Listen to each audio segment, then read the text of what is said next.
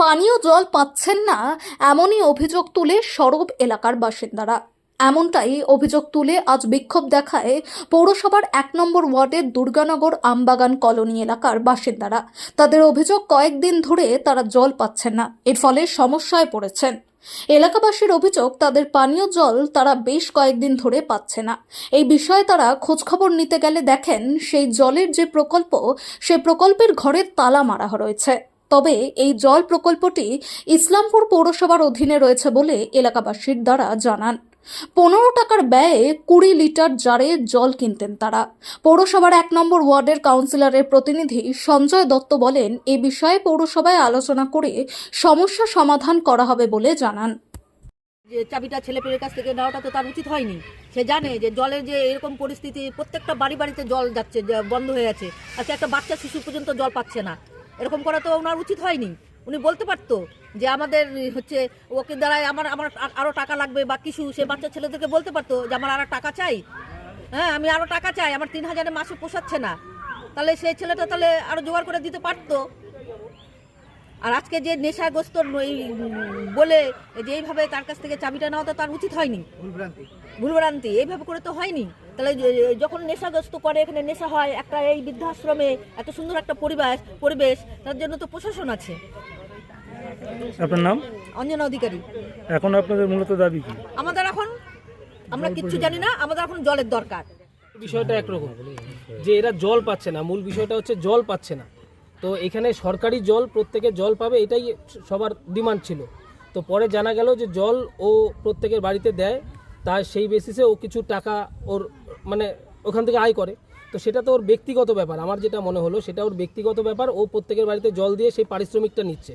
কিন্তু এখানে প্রশ্ন হচ্ছে জলটা কেন বন্ধ হবে? জলটা তো প্রত্যেকের খাবার, তো জলটা আজকে পাচ্ছে না সবার, তাহলে তেষ্টা নিবারণ হবে কি করে? এটাই হচ্ছে প্রশ্ন।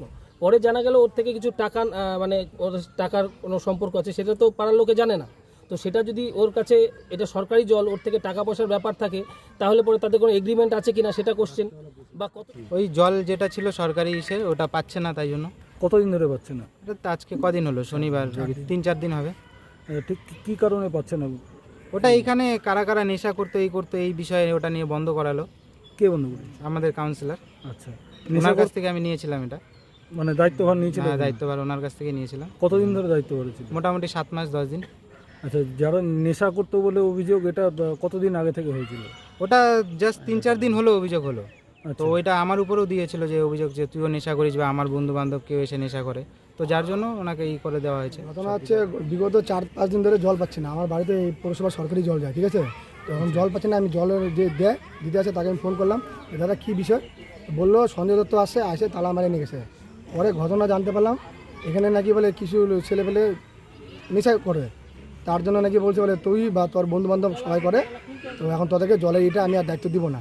এবার আমার কথা হচ্ছে, যদি কেউ নেশা করে থাকে, পুলিশ প্রশাসন আছে, পুলিশ প্রশাসনকে খবর দো, পুলিশ প্রশাসন তাদেরকে ধরুক, অ্যারেস্ট করুক। আমরা চাই কেন একটা আশ্রমের ভিতরে এখানে একটা নেশা থাকবে?